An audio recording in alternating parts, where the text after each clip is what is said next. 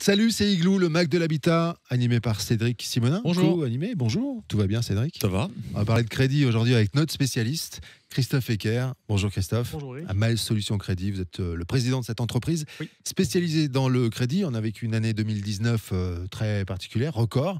On va parler avec vous de cette année 2020 et du crédit en 2020. Petite précision quand même, dans cette émission, on peut gagner des montres. Pierre Lanier, Top Music, en partageant Igloo sur Igloo on Air sur Facebook. Cédric, le crédit, ça vous gagne également. Oui, ça vous gagne également. On va faire un focus sur l'année 2019 pour se projeter sur 2020. Parce que 2019 a été une année record pour le marché immobilier avec plus d'1 million de transactions. Et cela a forcément eu un impact sur le marché du crédit qui lui aussi a atteint évidemment des records. À tel point que la frénésie du crédit inquiète au plus haut niveau et que le gouvernement appelle à un encadrement plus strict de la distribution des crédits en France. Alors, Christophe, faut-il s'attendre à des changements majeurs en 2020 ? Alors c'est vrai que le législateur a commencé un petit peu à mettre le nez de là-dedans. Enfin précisément c'est le ministère des Finances, donc Bercy, qui considère qu'il y a un risque de bulle sur le crédit, puisqu'effectivement les volumes ont nettement augmenté, pas que en 2019, mais aussi sur les années précédentes. Et aujourd'hui, les ménages sont fortement exposés à la dette, en particulier le crédit immobilier, mais aussi d'autres types de crédits. Et l'une des solutions qu'évoque le gouvernement, c'est effectivement d'aller resserrer un petit peu certains critères pour que les banques prêtent entre guillemets moins facilement, si tant est qu'on puisse considérer que le prêt est facile en France, ce qui n'est pas du tout le cas. Et donc on peut s'attendre à des changements, notamment sur les notions d'endettement, qui seront beaucoup plus encadrées. Aujourd'hui, le taux d'endettement de 33%, c'est une pratique qui est acquise, mais ce n'est pas juridiquement contraignant. Donc le gouvernement souhaiterait que ça le devienne, donc on ne puisse pas déroger. Ce qui, d'après moi, est une stupidité, puisque 33% d'endettement, c'est pas pareil selon qu'on gagne 1 500 € par mois ou qu'on en gagne 10 000. Exactement. Il y a une autre notion, c'est le reste à vivre. Il y a aussi la volonté de la part du législateur de freiner un petit peu le phénomène de renégociation de crédit. Donc l'idée, c'est de mettre en place des pénalités de remboursement anticipées qui soient plus importantes, donc dissuasives, pour éviter que les clients parfois refinancent 3-4 fois leur crédit. C'est d'après moi une mauvaise mesure aussi, puisque quelque part on entrave un petit peu la capacité d'un ménage à gagner de l'argent et à gagner du pouvoir d'achat. Donc voilà, c'est ces pistes-là qui sont sur la table.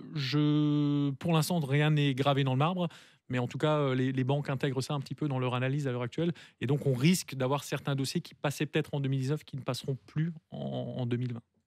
Si on fait un petit focus sur 2019, les grands enseignements, qu'est-ce qu'on pourrait en tirer? Oui, et qui d'ailleurs, enseignement qui explique un petit peu la situation dans laquelle on est aujourd'hui par rapport à ce législateur qui se penche sur le sujet. Le premier, c'est effectivement ces volumes. Il y a eu 250 milliards d'euros de crédits distribués en 2019. On est proche de l'année record qui était 2017, avec 273 milliards. En 2018, ça avait un petit peu baissé. Mais donc, on a fait plus 20% par rapport à 2018. C'est effectivement considérable. Et 250 milliards, dit comme ça ne dit pas grand-chose, mais ça vient se rajouter à tous les encours de crédit qui ont été faits dans les années précédentes. Et c'est là où la bulle, enfin pas la bulle, mais je ne vais pas utiliser ce terme-là, mais en tout cas, c'est l'encours global de crédit commence à augmenter, c'est ce qui peut inquiéter. Sur le deuxième sujet, pour faire le bilan de 2019, qui est celui des taux, les taux, eux, ont été extrêmement bas. Là, pour le coup, ça a été une année record, puisqu'on a, sur certains dossiers, assez facilement obtenu sur 20 ans moins de 1%, sur 25 ans on était autour de 1%, et sur certains dossiers même en 2019 on est allé taquiner les 0,60, 0,7% sur 20 ans, ce qui est absolument exceptionnel. Et enfin le dernier point, c'est les durées de crédit qui elles pour le coup ont aussi atteint des records, mais dans le mauvais sens, parce que les durées se sont allongées. Il faut savoir que la durée d'un crédit, c'est souvent la variable d'ajustement dans un marché immobilier sur lequel les prix augmentent. Donc forcément, pour pouvoir malgré tout accéder à la propriété, on a tendance à rallonger la durée des prêts. Et c'est ce qui a été constaté au niveau global. On est aujourd'hui grosso modo à 19, à bientôt 20 ans même, en termes de durée moyenne de crédit, 230 mois précisément. Donc c'est plutôt 19 ans et 2 mois. C'est 1 an de plus que début 2018. Donc les durées de crédit s'allongent nettement.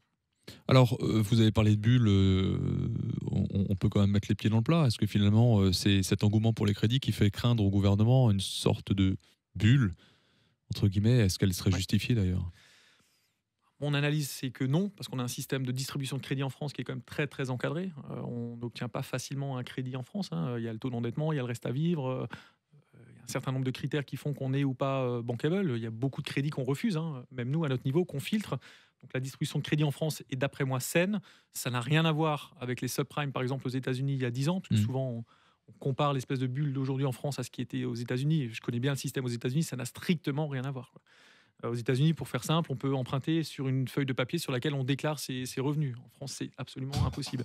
Donc c'est effectivement ça qui fait craindre, malgré tout, au gouvernement une espèce de bulle, puisqu'encore une fois, je le disais tout à l'heure, l'encours global de crédit a nettement augmenté. On est aujourd'hui à 1100 milliards d'encours global de crédit immobilier. Dit comme ça ne veut pas dire grand-chose, mais c'est quasiment plus 50% par rapport à il y a 10 ans à peu près. Alors, vous avez parlé de taux relativement bas sur 2019. Est-ce qu'on peut avoir une projection pour 2020, si tant est qu'on puisse en faire une? On essaye. Hein. C'est un peu son métier en même temps. Si jamais je me trompe. Ah bah non. Ah, voilà, forcément. Déjà, la dernière émission, vous avez dit que les banques coulaient votre peau. Alors, on s'est dit on était débarrassé de lui en 2020, mais le revoilà. Et il est encore là. Eric, Voilà. c'est pas possible. Mais absolument. Ah, les courtiers, Mais on c'est- l'aime bien, on l'aime bien. Ouais, on l'aime bien. Il est En tenace. même temps, il vient souvent expliquer pourquoi il s'est trompé, comme les économistes Voilà. hein, qui, le lendemain, viennent expliquer pourquoi ils se sont trompés la veille. Enfin, c'est le boulot d'un économiste. Alors, quid Bon. des taux en 2020? Donc je vais me risquer au jeu des pronostics. Ils vont augmenter. Et je peux même le dire avec une certitude assez forte. Pourquoi? Parce que le taux de référence qui s'appelle l'OAT 10 ans, qui est donc l'indice de référence qu'utilisent les banques, augmente lui depuis la fin de l'été.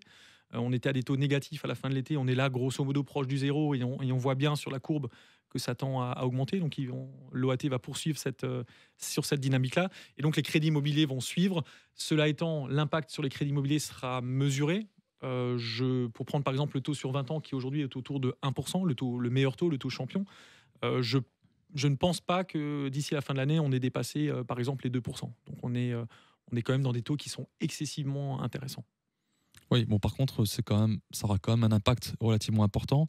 On a souvent évoqué dans Igloo la notion de pouvoir d'achat immobilier, c'est-à-dire qu'on rapporte souvent ce pouvoir d'achat à la surface. Hein. Pour 1000 euros empruntés, j'ai droit à quoi en surface? Parce que ça permet aussi de se rendre compte de ce que l'on peut avoir, ce que l'on peut acheter. Comment va évoluer ce pouvoir d'achat en crédit immobilier en 2020? Alors là, pour le coup, forcément, le fait que les taux augmentent aura un impact négatif sur le pouvoir d'achat immobilier qui va un petit peu baisser. Si on considère qu'en plus les prix de l'immobilier, ça c'est plus votre domaine, vont rester stables, voire même vont poursuivre leur progression, parce qu'ils ont quand même pas mal augmenté ces dernières années. Donc forcément, le pouvoir d'achat immobilier va un petit peu baisser. Mais ça, pour moi, c'est regarder les choses par le petit bout de la lorgnette si on compare ce que sera le pouvoir d'achat immobilier en 2020 par rapport à ce qu'il a été en 2019, puisqu'on est sur une durée finalement très courte. Si on le regarde sur un horizon plus large et qu'on compare par exemple le pouvoir d'achat immobilier en 2012, à l'époque où les taux étaient encore élevés, et ce qu'il est aujourd'hui, il a considérablement augmenté. Aujourd'hui, pour 1000 euros par mois à Strasbourg, on emprunte 50 000 euros de plus. C'est quand même énorme, ce qui équivaut grosso modo au prix de l'immobilier aujourd'hui à Strasbourg dans l'ancien, à 13 mètres carrés en plus. Donc c'est absolument considérable. Alors certes, ce pouvoir d'achat immobilier va un peu baisser en 2020, mais il faut quand même garder à l'esprit qu'on est sur des conditions de financement qui sont exceptionnelles. Alors la question, c'est est-ce que finalement un pouvoir d'achat un peu moins important va faire baisser la frénésie des prix que l'on voit depuis 2 ou 3 ans, hein, Paris et toutes les grandes villes de province, dont Strasbourg. Je ne le pense pas. Parce qu'on a vu par rapport à 2008 où on a eu un infléchissement des prix mais relativement faible. Donc une fois qu'on a atteint un sommet, les gens restent sur ces montants-là psychologiquement, les vendeurs en tout cas. Donc après, il y a un attentisme qui est fait, c'est que les gens disent on attend et on ne vend pas, donc c'est pire encore. Donc il y a assez peu de biens sur le marché. Là, je parle de l'ancien. Et puis dans le neuf, alors on a 2 problématiques majeures. C'est les élections municipales, où là effectivement tout est bloqué. Donc là, on va avoir un trou d'air dans le deuxième semestre et premier semestre 2021 qui va poser une vraie problématique. Et puis, il y a quand même une tendance de fond sur la volonté de moins construire au niveau des villes. Donc là, on va avoir aussi moins de logements en production, donc automatiquement une offre qui va faire un petit peu monter les prix. C'est pour moi plutôt inquiétant. Donc ça, plus les taux d'intérêt, je vais presque dire, on le dit souvent, c'est le moment d'acheter. Je pense que c'est là où il faut y aller. Il ne faut pas hésiter à... Il ne faut surtout pas, je pense, prolonger ou reporter son achat de quelques mois, notamment en plus, et ça fera l'objet d'une autre émission avec Christophe, on va parler du prêt à taux zéro, puisqu'il y a 2 zones qui ont failli sauter. Il y a eu un prolongement exceptionnel pour cette année, donc certains ont eu chaud sans le savoir, et ce sont des montants qui sont relativement importants sur le prêt à taux zéro. Donc je reste, moi, assez vigilant et peut-être un tout petit peu inquiet par rapport à ce qui peut se passer sur 2020 et 2021. Eh bien, vous reviendrez Avec plaisir. Avec grand plaisir. Évidemment, déjà pour parler du PTZ, Oui. le prêt à taux zéro. Et puis pour tout sujet autour du crédit. Ma solution crédit, Christophe Ecker. Merci beaucoup. La montre Pierre Lagny a gagné en partageant l'émission sur Igloo on Air. Et toutes les émissions sur topmusic.fr, sur le site de Trianon Résidence et sur la chaîne YouTube d'Igloo. Merci messieurs, à très vite. Merci. Merci.